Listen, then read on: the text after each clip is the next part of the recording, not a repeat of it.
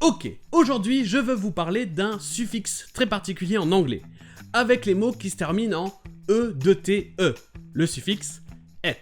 Et là, vous reconnaîtrez probablement le suffixe français, qui permet de mettre quelque chose au féminin, ou de parler de la version plus petite de quelque chose, comme une camionnette ou une savonnette.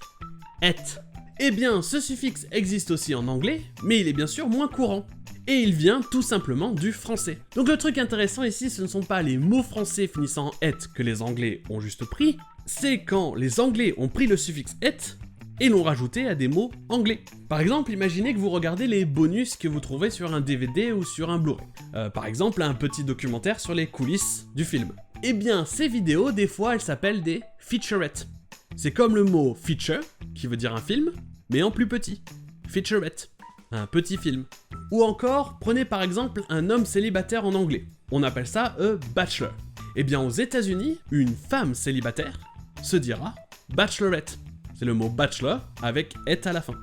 Bachelorette. So, will it be bachelorette number 1, bachelorette number 2, or bachelorette number 3?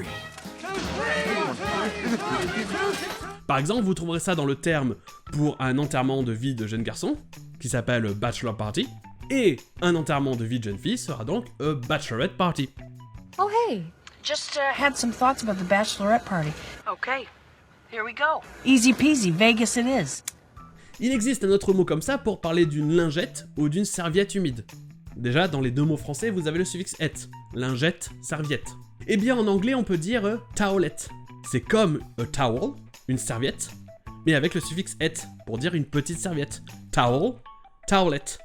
Et en plus, le truc marrant ici, c'est que towelette, ça sonne comme ce que vous faites avec une towelette, c'est-à-dire la toilette.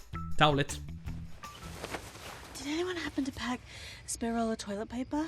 Or moist towelette?